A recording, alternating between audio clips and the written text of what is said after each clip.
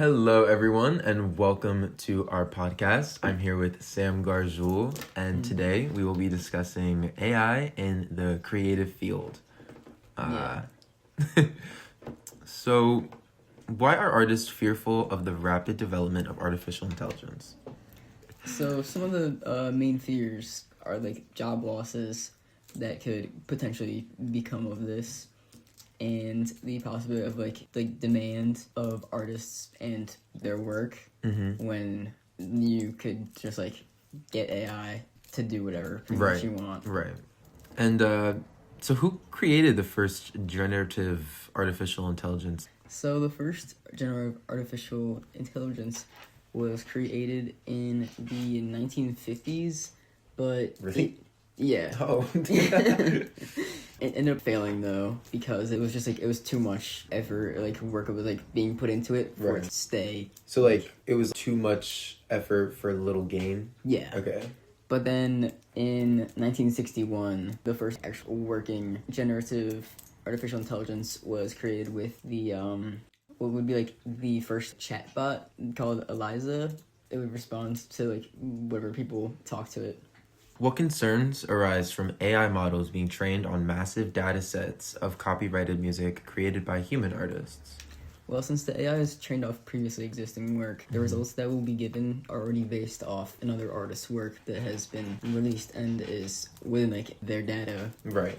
So it's not creating like original content. Yeah. Just sort of like Frankensteining bits and pieces from other medias together. Yeah. Okay. Like yeah, if an artist it like uses the work from has not like given permission for it to be trained off that, it could cause copyright issues or legal issues. Yeah. Yeah. That sounds no fun. So what are the potential consequences that could arise if musicians rely heavily on AI for their content or music videos? Well, it can disrupt numerous job positions such as videographers or producers. Right. Songwriters, I'm sure. Yeah.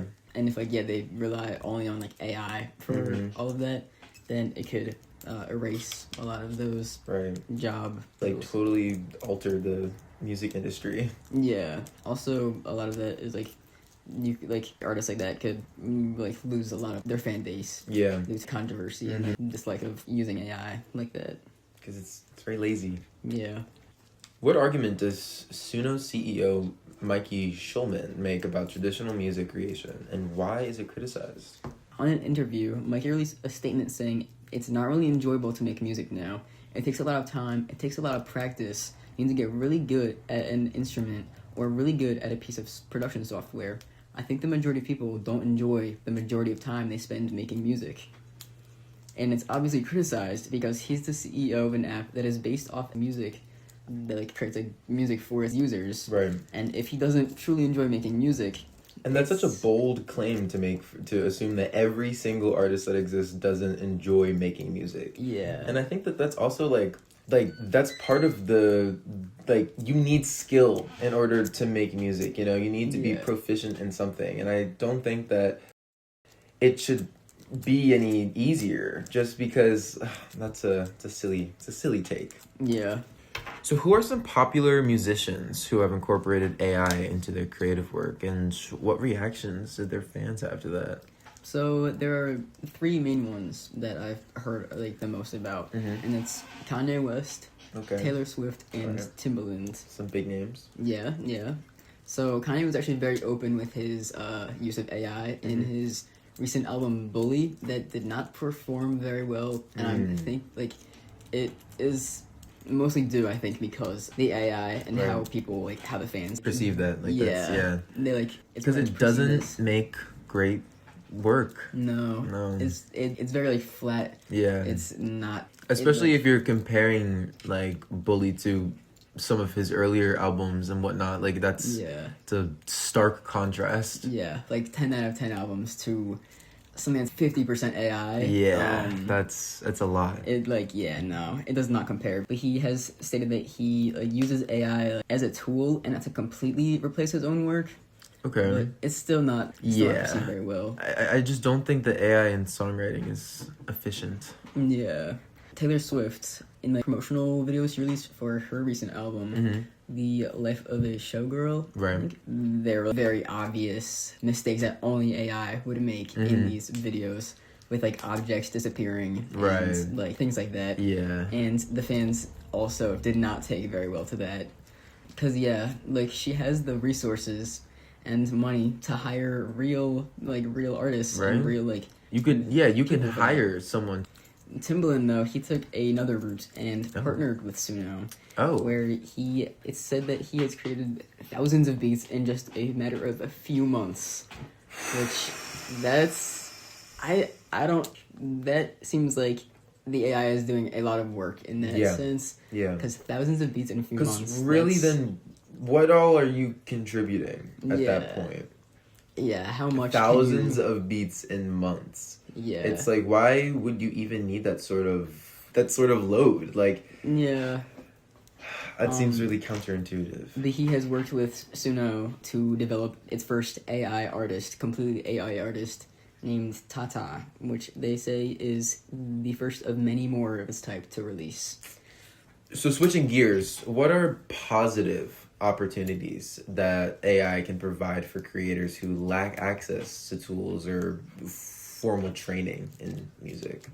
So for some people who may not be able to afford like expensive tools or expensive like equipment and training and being proficient in an instrument or something like that. Yeah.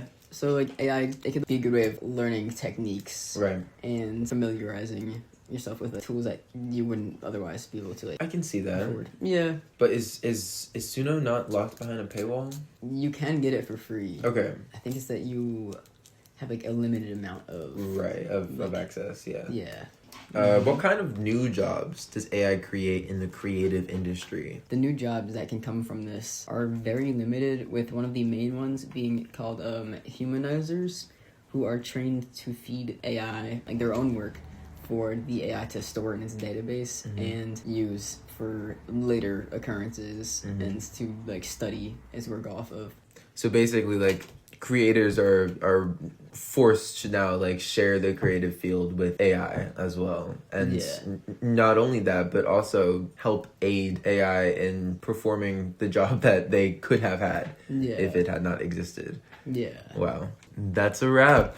And so now here is our interview with artist and violinist Valentina Asenov. All right, so who am I here with? Here with Valentina Asenov, otherwise known as Valley. Okay, so where are you studying at college? So I study currently at Pratt Institute in Brooklyn, and I'm studying 2D animation, which is a digital art in the School of Digital Arts here.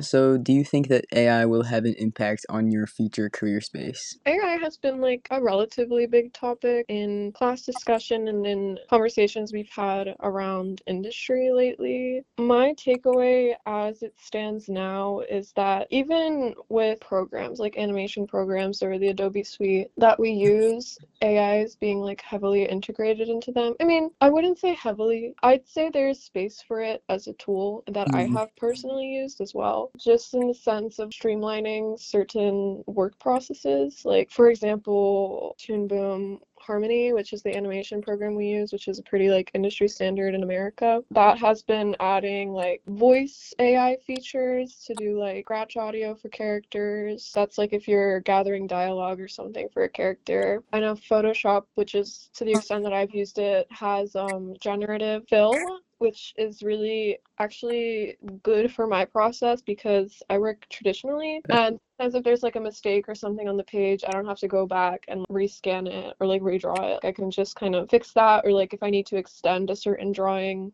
I can do that with the generative fill. I've personally found like a place for it in my work, but as far as like industry ramifications, I do think that, I mean, throughout all creative industries and even non-creative industries, like it has been infiltrating and job openings have been decreasing. However, I say that on the flip side, I think there is a push towards more authentically made work. I think people are searching for more tactile media media, and I've noticed kind of a surge in experimental modes of filmmaking or just creating art that has come as a direct response to kind of AI. So would I say it's going to have negative impacts? Yes. But on the other hand, I think it's going to create a sort of need for people who are skilled with traditional media.